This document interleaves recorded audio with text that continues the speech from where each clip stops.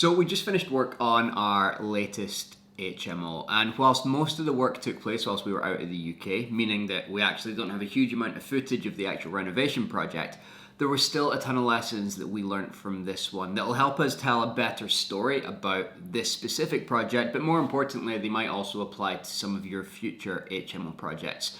Things like how we sourced the deal, how we were able to get planning permission approved for an HMO in an Article 4 area, and also what our renovation costs were for the entire HMO conversion project.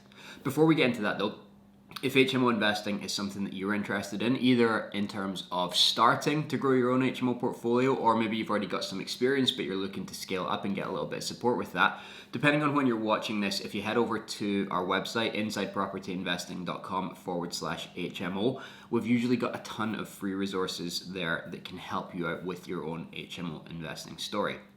But with this specific project, it was the creation of a 6-bedroom HMO designed for young professionals, so that's our demographic rather than students or LHA or any other demographics that you can target with HMOs. We typically go after that young professional segment. And it was created on the ground floor and upper floors behind and above a retail unit in Trafford in Sale, a town to the, I guess, west of Manchester, but very much a Manchester city suburb, if you like. It's on the tram link, it's commutable into the city centre in a short period of time, but also it's a decent, thriving town in its own right. Now, the first thing that usually comes up whenever we're talking about this project with anyone, or for that matter, talking about any project, is the question, how did we source it? A lot of people think that you need to do some sort of black magic direct-to-vendor sourcing activities in order to secure good deals, but the reality is the majority of our projects that we buy are listed on the open market. They're available for anyone to contact the agent, book a viewing, and then put an offer in on. I guess the reason that we're able to find good deals that are on the open market is because we're often looking for things that are listed incorrectly, and this is a great example of that. It was a commercial property. Ground floor was used as a sort of beauty salon, nail salon, tanning beds, all that good stuff. And whilst the whole building was actually classed as commercial, the family that ran the business on the ground floor lived above it, kind of unofficially. But it was put on the market with an agent close by. The vendor got a little bit lazy, and rather than finding the right commercial agent to list this property based on the development potential that it had, there was an agent next door to the building, and I guess the vendor just thought, well, they're right there, so let's use them to market it. But it was a residential agent who wasn't familiar with selling commercial property, and they listed the entire building as a 2-bedroom apartment. Now, for a 2-bedroom apartment in this area, it was totally overpriced. Nobody would have paid that amount of money for a 2-bedroom apartment, and therefore nobody was searching on Rightmove or Zoopla for 2-bedroom apartments in that price range, meaning there were very few eyeballs on the actual listing. So we were able to secure it with very little competition, with very few people actually even going inside to view it, and the vendor thought there was no interest in it. But the reality was, there was just no interest in it as a 2-bedroom apartment. As a commercial building with development potential, and it actually already had planning to convert the upper floors into 2 separate apartments. That in itself was a great proposition at the price that it was on the market at, but it had been listed incorrectly, so we were able to get in there, negotiate with the vendor, and pick it up for a great price. And there is stuff like this on the market all the time that is just listed incorrectly. The next hurdle once we had sourced this deal was to get planning approved to convert it into the 6-bedroom HMO that we were hoping to create. Now, normally that's not necessarily a major issue, but in this case it was smack bang in the middle of an Article 4 area. If you've been researching HMOs for any length of time, if you're already investing in HMOs, you'll be familiar with the idea of an Article 4 area. If not though, at a very high level, basically it removes permitted development rights which currently exist to transform C3 residential houses into C4 small HMOs of up to 6 occupants. If it's 7 or more occupants, then it needs a planning application anyway. If it's any other use class converted into an HMO, so for example commercial into HMO, it would need a planning application anyway. But what an Article 4 directive will tell you about an area is that the council aren't necessarily happy about the creation of additional HMOs. Now, a lot of people have got a misconception that Article 4 equals no HMOs. Your HMO will not get approved if it's in an Article 4 area. That's not the case. And to prove the point, we did some research. And what we looked for were approved planning applications for the creation of HMOs in some popular Article 4 areas across the UK. Now keep in mind that these search results are just for C4 HMOs. So HMOs up to a maximum of 6 occupants. What it doesn't even include are all of the HMOs that have been approved for 7 or more occupants, which would be a different use class. But this is Plymouth, for instance, where over the last 2 years we saw over 50 individual HMO applications that have been approved. In and around Birmingham, another popular HMO area and another area where a lot of people would say there's an Article 4 directive there, you can't create HMOs in Birmingham anymore. There were 190 approved applications. And in Salford, which has had a fairly recent Article 4 directive introduced, there were 73 different approved applications for C4 HMOs, which just goes to show that an Article 4 directive introduces an additional hurdle that you have to jump through, but it doesn't mean that you can't create HMOs in these areas. So in our case, the first thing that we had to do was understand why Trafford had introduced their own Article 4 directive. And the reason for that was pretty clear. It was in response to the creation of a new sports university in a different part of the borough area. And the reason they'd introduced this Article 4 directive was to try and make sure that the surrounding residential areas around this new university campus didn't become overrun with student HMOs. Perfectly reasonable thing for them to do, but we knew that the location of our proposed HMO was sufficiently far enough away from that new university that there was never going to become a student hub there. We understood why the Article 4 directive had been introduced. We made sure that the location we were trying to source a property in wasn't impacted by that.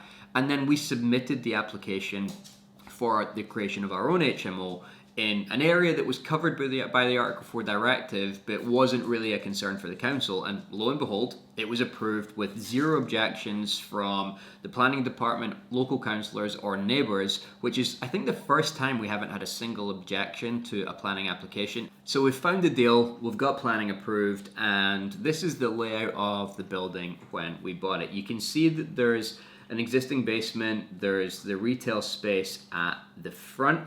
At the back of the ground floor, they had some tanning booths, and then upstairs is what they were using as their living space.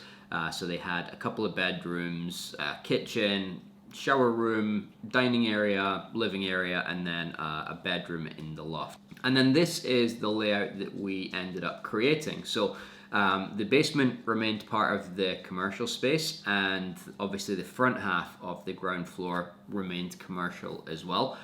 We then took the back half of the ground floor and made that the main entrance into the HMO, as well as the communal living space, so the kitchen and dining TV area.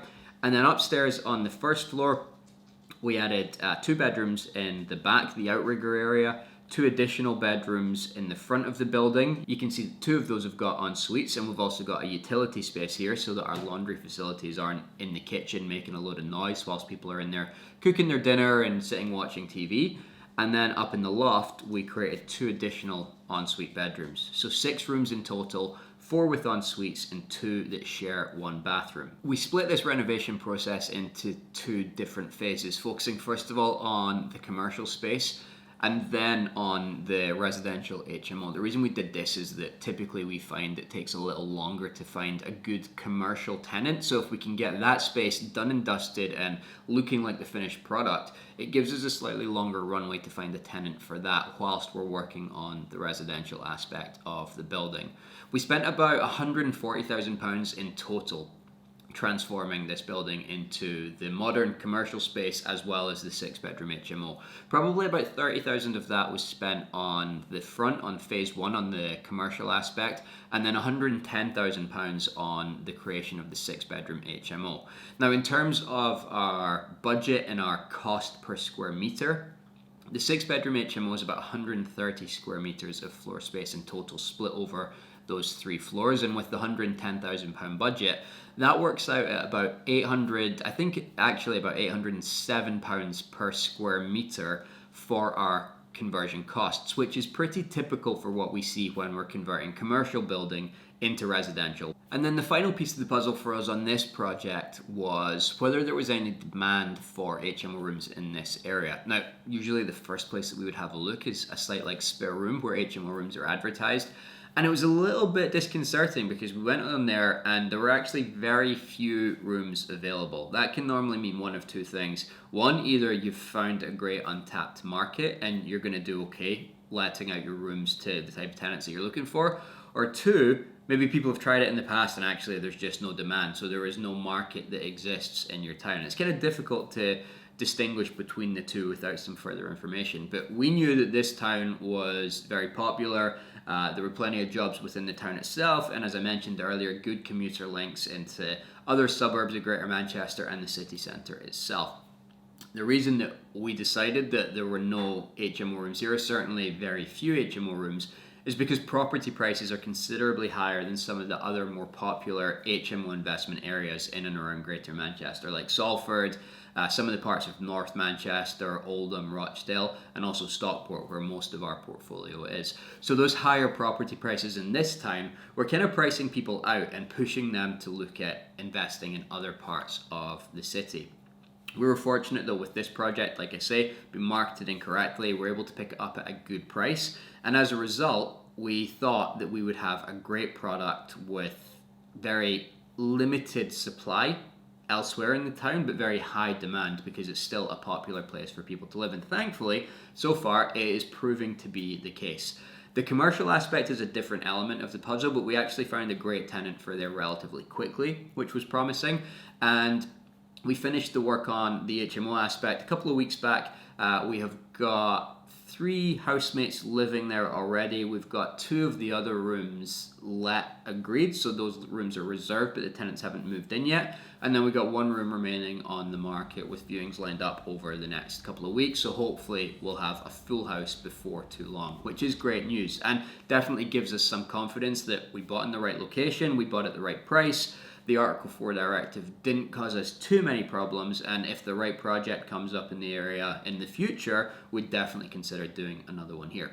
So hopefully that gives you some idea of what our latest project looked like, some of the challenges that we came up against and how we overcame them, and also gives you some considerations that you can take away and apply to your own HMO investing, wherever that might be in the UK. So keep in mind things like incorrectly listed properties and how good an opportunity they can be if you know how to find them. Article 4 directives don't always mean that you can't create any HMOs. It just means that there are additional restrictions in place, but as long as you know how to overcome them, it can be a great opportunity for you as well. And also, areas where there seems to be very little demand could be because there's real restriction in supply. And if you can find a way of creating HMO rooms at an affordable price in these areas, there could be a great untapped market there for you to explore and take advantage of. And as I mentioned at the start of this video, if you're interested in understanding more about HMO investing and how you can maybe get involved in this investment strategy, then we've got a ton of free information over on our website at insidepropertyinvesting.com/HMO, and I'll also put the link for that in the description for this video to make it nice and easy for you to find exactly what I am talking about. If it's property investing more generally that you're interested in, then don't forget to subscribe to our channel. I'd massively appreciate it if you like this video, and if you've got any questions about HMO investing, then feel free to leave a comment and I will get back to you as soon as possible. Thanks for watching, guys, and we will see you in the next video.